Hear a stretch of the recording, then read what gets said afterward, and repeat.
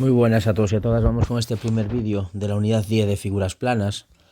Este vídeo lo vamos a dedicar pues a definir lo que es un polígono, lo que es una circunferencia y un círculo, y después dar las fórmulas de las áreas de los polígonos que vamos a trabajar.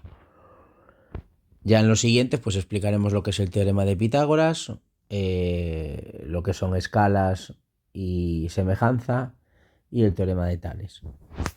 Bien, entonces, por ahorrar un poco el coñazo de estar escribiendo teoría, dejé ya escrito, ¿no?, lo que era un polígono, y si os fijáis ahí en el vídeo, pues ya pone que un polígono es una región del plano que está limitada por una línea poligonal cerrada.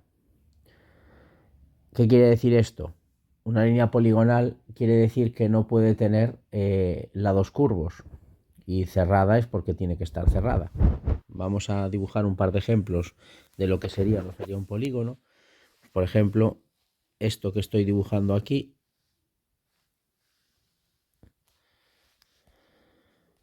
Vamos a dibujarlo de nuevo. Esto sí sería un polígono, porque fijaros que la línea es cerrada y está formado por lados que son rectos, y esto, sin embargo, no sería un polígono porque tiene un lado curvo. Bien, dicho esto, una circunferencia es una línea cerrada y plana cuyos puntos están situados a la misma distancia de otro punto que llamamos centro de la circunferencia. Es decir, una circunferencia, aprovechándonos de esto de aquí, sería algo tal que así. Sería, a ver, así. Esto de aquí, lo que es la línea, es la circunferencia. Y lo que está dentro es el círculo. Es decir, todo esto de aquí sería el círculo. Bien. Una vez que definimos pues lo que es un polígono y lo que es una circunferencia, vamos a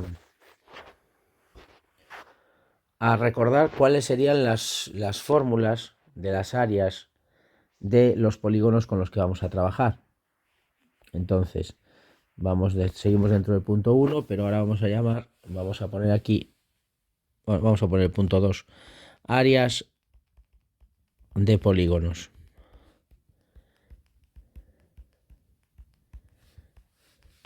Bien, entonces, el primer polígono que vamos a trabajar es un cuadrado. Nos vamos a aprovechar mientras podamos de estas formas de aquí. Un cuadrado que sería algo así.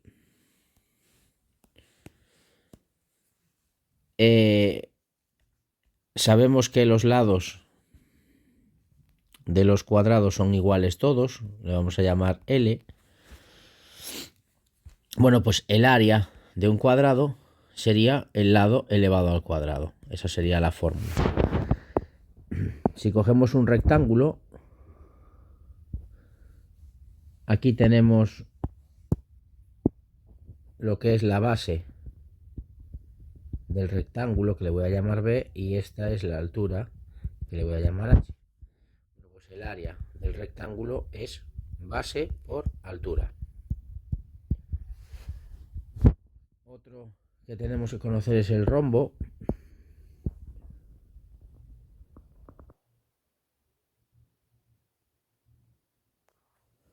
El rombo, que los lados también son todos iguales, le voy a llamar L. Y en el rombo quedan definidas dos diagonales, que sería esta de aquí, que es la diagonal menor, le vamos a llamar D minúscula, y esta de aquí, que es la diagonal mayor. Y el área del rombo es precisamente diagonal mayor por diagonal menor entre 2. La siguiente figura que nos interesa sería el romboide, que sería esto de aquí. Eso es un romboide. Y aquí distinguimos la base, que le vamos a llamar B, y la altura, que sería la distancia. Opa.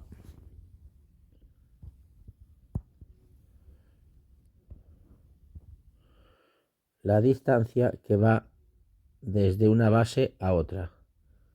Esta es la altura, que le llamamos H. Y la fórmula es la misma que la del rectángulo, base por altura. Vamos ya con el trapecio. El trapecio voy a tener que dibujar yo. Es una figura tal que así. Aquí tenemos la base mayor, que le vamos a llamar B mayúscula. Esta es la base menor, que le vamos a llamar B minúscula. Y aquí tendríamos la altura, que le vamos a llamar H. Bueno, pues el área del trapecio es base mayor más base menor por altura entre 2. Y ya vamos con el triángulo. Esto sí que me da por aquí el dibujo. El triángulo tiene... Necesitamos conocer la base y la altura, que le vamos a llamar H. La altura es la perpendicular que va desde un vértice al lado opuesto de ese vértice. Bueno, pues el área sería base por altura partido por 2. Y por último, de polígonos, lo que nos interesa es conocer los polígonos regulares. Yo voy a hacer un par de ellos aquí, los tengo que hacer yo. Disculpad el dibujo, pero es lo que hay. Este sería un pentágono y este sería un hexágono. Bien, la distancia que va desde el centro hasta el punto medio del lado, esto es el apotema, que le vamos a llamar AP. Y la distancia que va desde el centro hasta un vértice es el radio, que le vamos a llamar R. ¿Vale? Lo mismo aquí, esto sería el apotema y esto sería el radio. Bien, si os fijáis, uniendo el apotema, con el apotema con el radio y con la mitad del lado, se forma un triángulo rectángulo, que es el que vamos a utilizar en el futuro cuando demos el teorema de Pitágoras para calcular datos que nos falten. Una cosa importante es que en el hexágono, este triángulo que se forma aquí, que voy a marcar ahora en verde, este de aquí, grande, es la única figura que ese triángulo es equilátero. En el hexágono, el triángulo verde es equilátero. ¿Qué quiere decir esto? Pues lo que quiere decir es que el radio va a ser igual al lado. Es la única figura, el único polígono regular en el que el lado y el radio miden lo mismo. Y esto es importante porque a veces pues, nos dan simplemente el lado y ya tenemos el radio y podríamos calcular el apotema, sin necesidad de que ellos nos digan nada.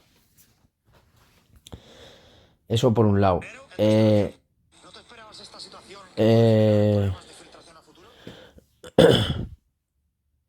Más cosas que os quiero comentar. Aquí, por ejemplo, tened presente que, fijaros,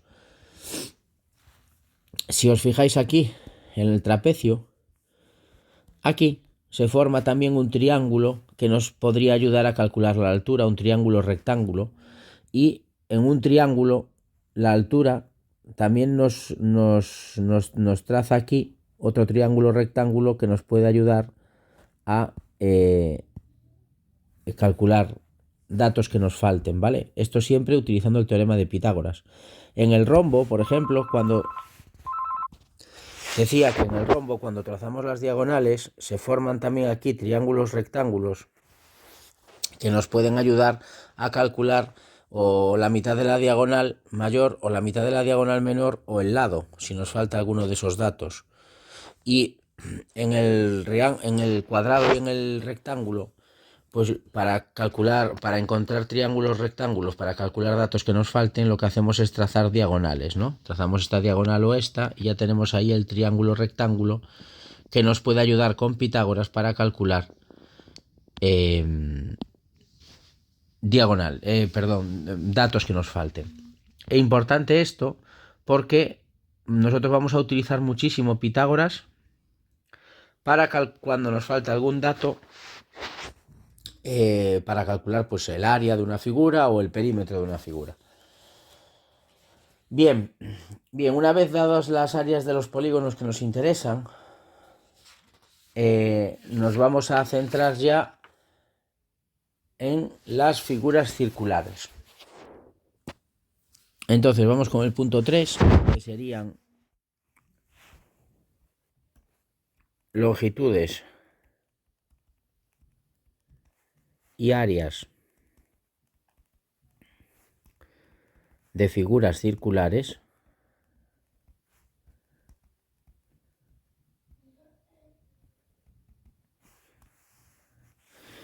Y aquí pues volvemos a hablar de la circunferencia y del círculo, ¿no? Recordad que la circunferencia es la línea que forma el círculo, es decir, la circunferencia sería esa línea de ahí, ¿vale? Y el círculo es lo que está dentro. Bien, dentro de una circunferencia, este sería el centro de la circunferencia y esto sería el radio de la circunferencia, el radio que le vamos a llamar R.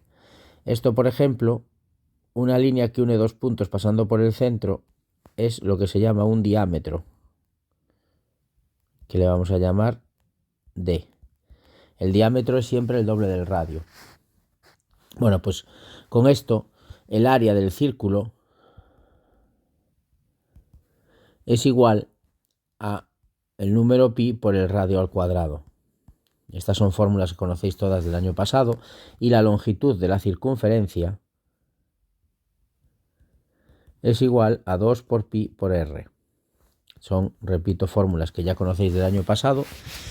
No nos vamos a parar mucho, sino vamos a hacer ejercicios simplemente de estas cosas. Y aquí aparece lo que es la longitud de un arco de radio, de un arco de circunferencia o el área de un sector circular. ¿Qué es eso? Bueno, pues vamos a coger aquí una circunferencia.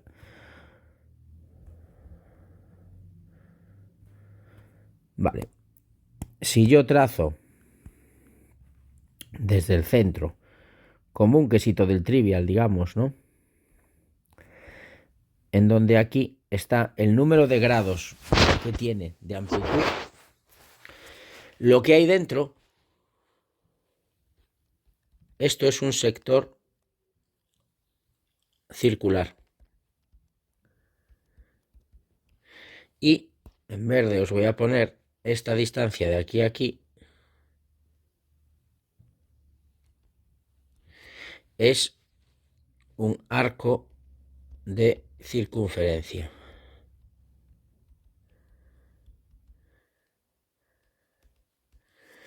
Bueno, para calcular el área de un sector circular tenemos que tener en cuenta una cosa.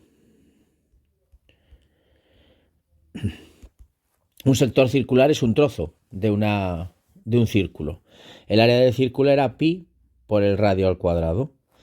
Bueno, pues como es un trozo que solo abarca, como veis aquí, n grados, este arco de aquí, de todo el arco de círculo que abarca 360 grados, bueno, pues esto se multiplicaría por la fracción correspondiente que estamos cogiendo, que son los n grados que cogemos de los 360 que tiene la circunferencia.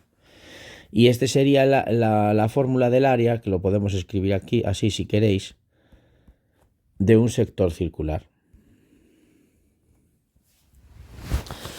Si calculamos, si vamos a dar ahora, perdón, la fórmula de la longitud del arco de circunferencia, que la idea es la misma. Bueno, ahora, la longitud del arco de circunferencia